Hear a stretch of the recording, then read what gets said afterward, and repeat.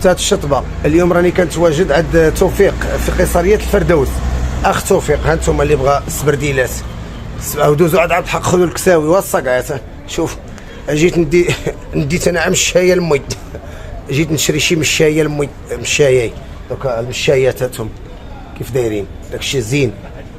توفيق قيصريه الفردوس اون فاس مع قيصريه طنطاوي. ها انتم باش نبين لكم، ها قيصريه طنطاوي عاد الحق، هو ها الحانوت، يلا دخلوا. فتات الشطبه، فتات الشطبه بالحليب. كي قلت لكم بالنسبه للمكونات وهي كالتالي. بالنسبه للعطريه حاجتنا في البزار او الفلفل الاسود، الملح دائما كتبقى حسب الذوق، الكركم او الخرقوم بلدي او الخرقوم عرق، والسكينجبير، شويه ديال المساخن كيبقى اختياري. بالنسبه للناس اللي عندهم طونسيون يحاولوا يتفاداوه. هاد الوصفه كتجي يعني بهاد المساخن كتجي روعه، ما نعاودش لكم. واللي ما بغاش يديرهم بغا يديرها طبيعيه عادي ماشي مشكل.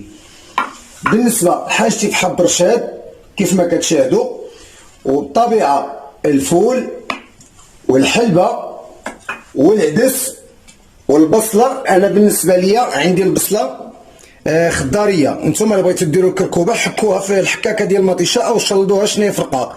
انا درت البصله الخضاريه بما انه وقت البصله يعني الخضاريه او النقله او كذا.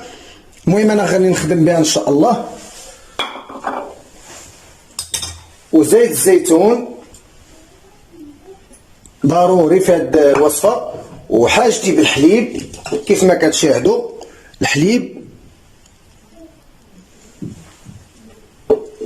اللي عنده الحليب ديال البقر مثلا ديال البقر موجود مرحبا، واللي ما عندوش يستعمل اي حليب ماشي مشكل. وحاجتي في الدقيق ديال القمح، وحاجتي في الدقيق ديال الفرينه. بالنسبه هي كتجيب دقيق ديال الفرينه روعه، ولكن انا اليوم غادي نخلط معها واحد شويه ديال الدقيق ديال القمح باش تساعدني في التكسكيس ديالها. ودابا بسم الله على بركه الله باش غادي ندوزو للطنجره ديالتنا نصبو. هنا باش كناخدو الطنجره بسم الله ديما العافيه مهيله، كنقص العافيه. كناخد الطنجره بسم الله. راه عندي مثلا عندي الحول، غتقول لي علاش ما طيبتهاش فيه، ولكن انا بغيت نطيبها اليوم غير في الطنجره ماشي مشكل، راه مالف كنطيبها حتى في هذا الحور ديال الطيب. بسم الله دابا على بركه الله باش غادي ناخد هاد البصله.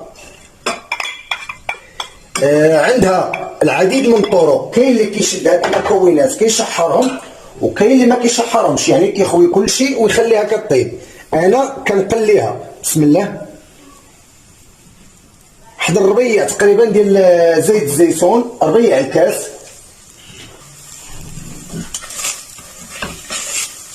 بحال هكايا كيف ما كتشاهدوا.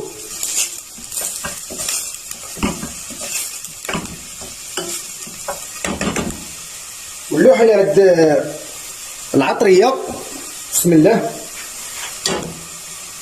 كركم، الدور ديال الكركم هو باش كيعطي واحد اللون وواحد المذاق رائع. البصله ديالتنا كتبدل حتى في اللون ديالها، ما كتبقاش يعني في هذيك البيوضيه كيف ما كتشاهدوا. شوفوا اللون ديال البصله كيفاش كيولي. هنا غادي نزيد البزار. دائما العطريه كتبقى على حسب الكميه اللي نتوما غاديين تخدموا بها. بالنسبه لي انا خدام تقريبا براس العاشق ديال يعني خدمت براس هذا العاشق ديال الخشب. هنا غندير الزنجبيل وهنا غادي ندير الملح. بالنسبه للمساخن غادي ندير واحد شويه نقلي بهم، وما تبقى غادي نزيدو في الاخير. نعطيو التحراك للبصله باش ما تشيطش لينا. كيف ما كتعرفوا البصله الا تحرقت كتعطي واحد المذاق مر. هنا باش غادي نزيدو واحد النقطه ديال الماء طيب. انا عندي الماء مغلي من قبل.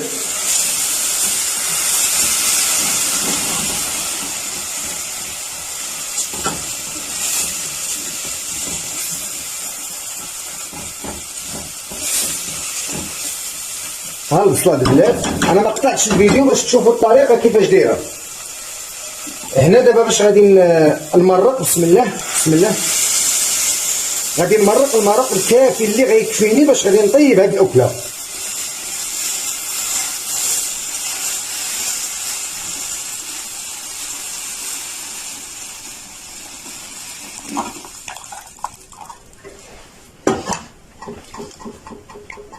هنا دابا باش غادي نزيد المكونات بالنسبه للعدس والحلبه والصانوج، عفوا حب رشاد.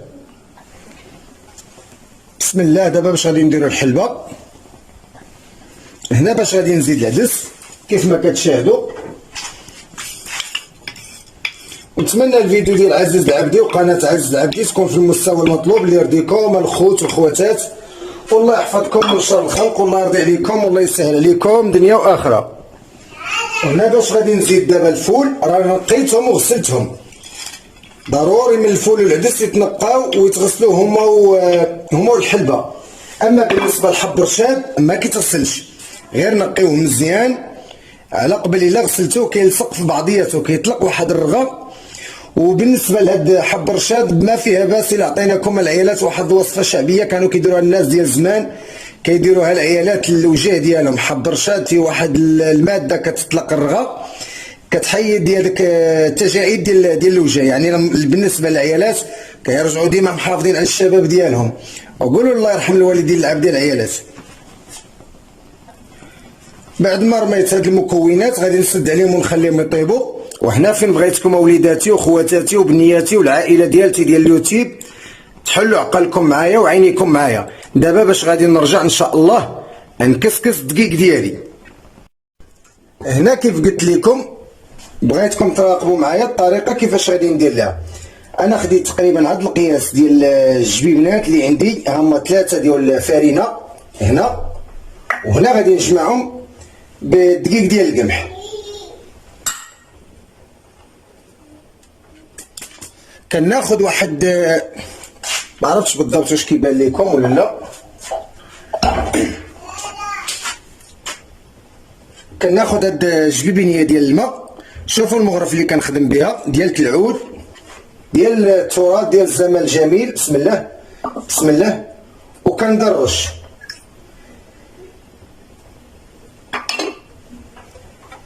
شوفوا الوليدات والبنيات كنخدم غير بالصبعان، غير بحال هكايا، غير بالصبعان باش يتبركش او يتكسكس او يجي مثلا كفتة الشطبه. فهمتوا؟ هذه هي الطريقه ديال فتة الشطبه ديال الزمان الجميل. بحال هكايا كنبقى على هذه العمليه، ما نكثرش الماء. علاش انا كنخدم بهذا المغرف؟ باش العجينه ما تعجنش ليا. وكنخدم بالغربال، يعني كنكسكس وكنغربل بهاد الزارو او بوسيار او الغربال ديال الكسكسو ديال القمح، المهم كلش من المنطقه كيسموه. بالنسبه لينا في كازا كنسموه بوسيار، وبالنسبه لينا هنا في عبده كنقولوا ليه زارو.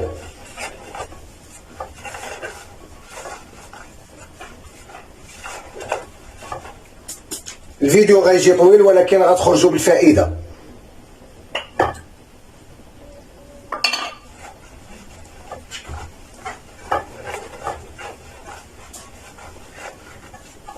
بحال هكايا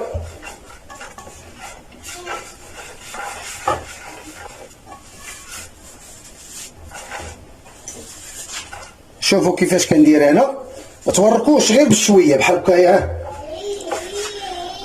شوفوا ها الخدمه ديال تيدي كيفاش كندير لها. هنا غادي نوريكم اشنو غادي ندير.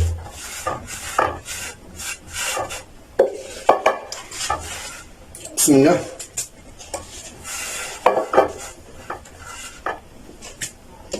ناخذ الزارو او بوسيار او الغربال ديال السلك، المهم كلها كي قلت لكم، وكنبدا نغربل بحال هكا. شوفوا كيفاش كنغربل.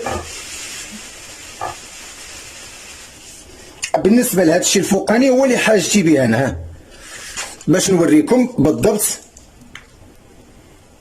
شوفوا كيفاش كيجي رقيق.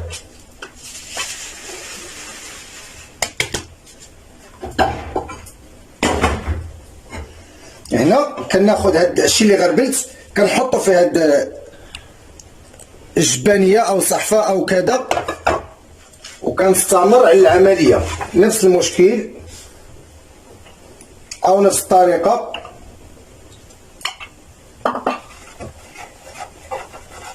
كنبقى بحال هكا حتى كنكمل، وقولوا تبارك الله على العبدي والخمسه والخمامس والحرمل في الكمامس، والله يرحم من رباه ومن قراه ومن علمه.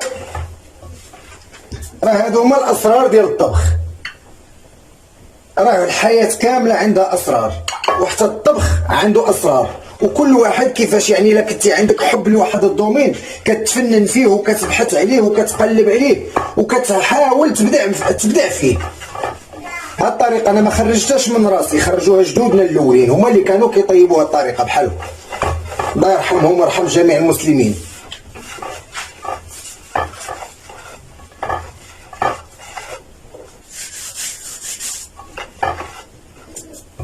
بحال هكايا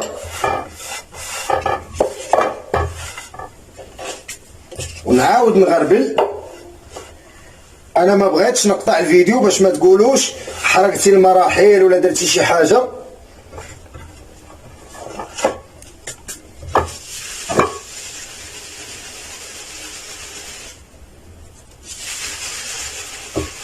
شوفوا الطريقه، هادشي هو اللي كنبغي انايا غادي نخدم به. بسم الله. ودابا راكم عرفتوا الطريقه ديال العبدي كيفاش دايره.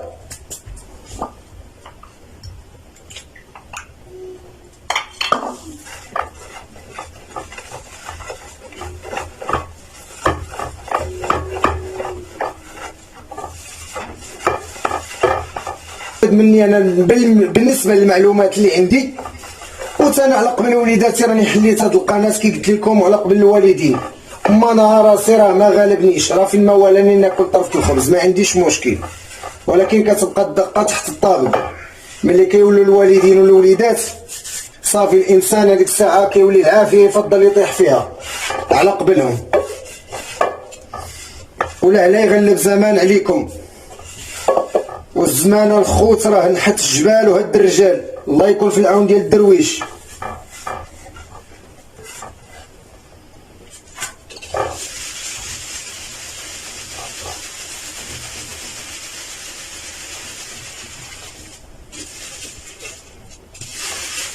هذه الطريقه ما تخافوش منها، لان مازال ملي غادي نرميها غادي تحل صافي. وكنكمل على الطريقه ديالتي حتى النهايه.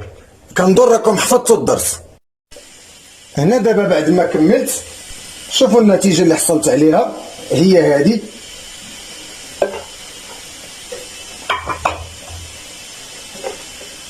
هي هذه نتوما كيف ما كتشاهدوا. بالنسبه للدقيق راه واحد الكميه كتعطيكم بزاف. هنا اشنو غادي ندير؟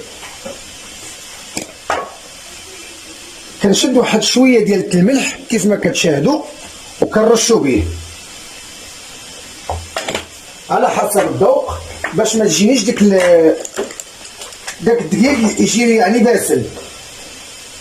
وهنا واحد شويه ديال البزار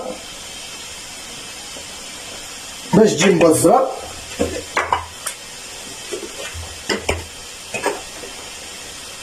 ونحاول نخدمها غير بالصبعان بحال هكايا كيف ما كتشوفوا. ها هي مكسكسه مقاده، ما تخافوش منها. هذه الطريقه اللي كانوا كيديروا موالين بكري في الزمان الجميل. وحتى بالنسبه للمقارونيه كنا نقولوا لها بكري الدويده، كانوا يفتلوها العيالات الحراس بيديهم باش كانت كتفتل كتعجن بحال هكايا بهاد العجينه. وكيشدوها مثلا نوريكم كيفاش كيديروا المقارونيه بهذا الشكل بحال هكايا، وكتحط في كتحط في يعني في القاع ديال الغربال. كيفاش غادي نوريكم؟ كنديروا لها بحال هكايا ونحطها في القاع ديال الغربال. علاش كنديروها في الغربال؟ باش تهوى ويدخل ليها البرد يعني تنشف. هذه هي الدويده ديال الموالين بكري قبل ما يكونوا الالات. شفتوا الشكل ديالها كيفاش داير؟ الدويده او المقارونيه بهذا الشكل باش كانوا كيفتلوها العيالات. ودابا بعد ما فتات الشطبه ديالتي كيف ما شفتوا، نرجعوا للمكونات ديالنا اللي في الطنجره. بسم الله بسم الله بسم الله. هنا باش غادي نقلبوا العدس ديالنا مع الحلبة مع الفول.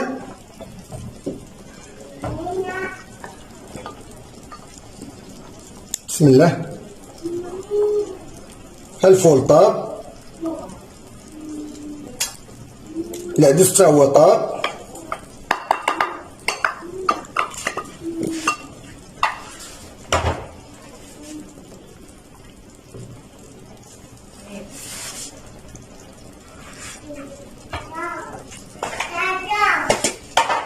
بالنسبه للملح كي قلت لكم دائما حسب الذوق، انا غادي نزيد واحد شويه الملح، وغادي نزيدها واحد شويه ديال البزار،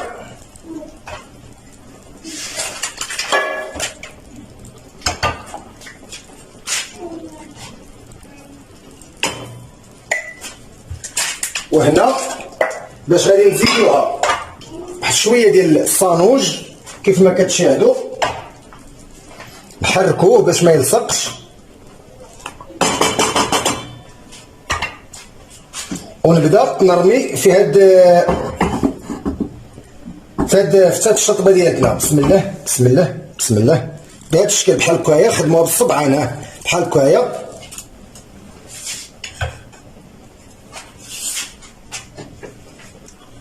ونبداو نحركو مع التحريك. انا حاولت ما نقطعش الفيديو كي قلت لكم بسم الله باش تشوفوا نتوما بعينيكم كيفاش كندير الطريقه.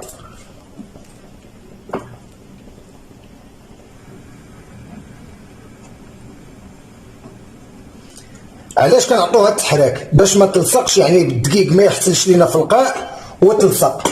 الا لصقت غادا تحرق، غادا تشيط، ما غاداش تجينا بنينه. شوفوا كيفاش كنخدمها بالصباع ديالي، ها بحال هكا. ما كنجيش ونكفيها دقه واحده، ها بحال هكا.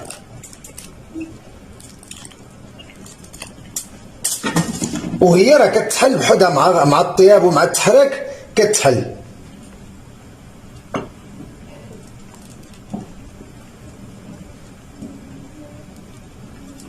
هذه هي الطريقه ديال فتات الشطبه الزمنيه. في الزمن الجميل كانوا الناس يطيبوها غير في القدور ديال الطين او البرمه ديال الطين وعلى العواد، وكانت كتجي روعه وكتجي بنينه. يا اما يطيبوها في الصباح يا اما يتعشاو بها بالليل. وعمكم عزيز العبدي وخوكم عزيز العبدي وباكم عزيز العبدي هو دايرها بالليل.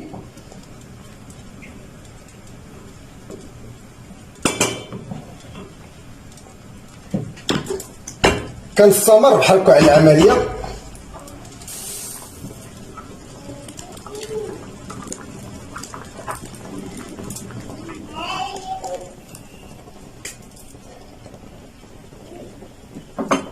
ومازال باقي ما درتش الحليب حتى يطيب ليا الدقيق.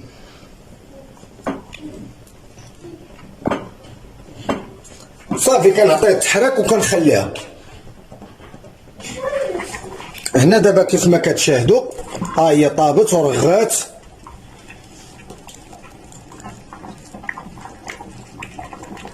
شوفوا كيفاش دايره كتجي. هنا باش غادي نرمي الحليب دابا. قبل ما غادي نرمي الحليب غادي نزيد واحد شويه ديال المساخن. كي قلت لكم كيجيو فيها روعه، كيعطوها واحد المذاق رائع، واللي ما بغاهمش استغني عليهم. انا كنقول لكم بما انني درت المساخن اليوم ما غاديش ندير سميتو، ما غاديش ندير حب يعني الصانوج هو هذا. الصانوج هو هذا، الحبه السوداء هو هذا، وبالنسبه للحب رشاد هو داك الاحمر. بسم الله. هنا باش غادي نخوي الحليب الكافي. نتوما واللي بغيتو في القياس ديالكم، بغيتوها مطلوقه بغيتوها عاقده، داكشي كيبقى اختيار ديالكم. انا تقريبا غنخوي فيها نص لتر ديال الحليب اللي عندي هو هذا.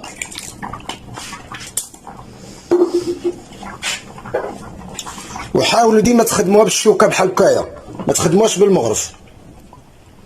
هنا صافي غادي نخلي الحليب يغلى، طلع فيه ديك الغليه ونطفي عليها ونتلاقاو ان شاء الله في طبق التقديم. وهذا الطبق ديال اليوم ديال تمحلبت او فتات شطبه بالحليب والعدس والحلبه وحب رشاد والفول. بسم الله. هو هذا، نتمنى ينال اعجابكم ويرضيكم ويكون عند حسن الظن ديال الاخوان والاخوات من ارض الوطن وخارج ارض الوطن. وكنشكركم جزيل الشكر على التفاعل ديالكم الدائم مع القناه، والله يكبر بكم والله يكثر خيركم. الله يكبر بكم والله يكثر خيركم دنيا واخره ان شاء الله. والسلام عليكم ورحمه الله تعالى وبركاته مع فيديو جديد ان شاء الله.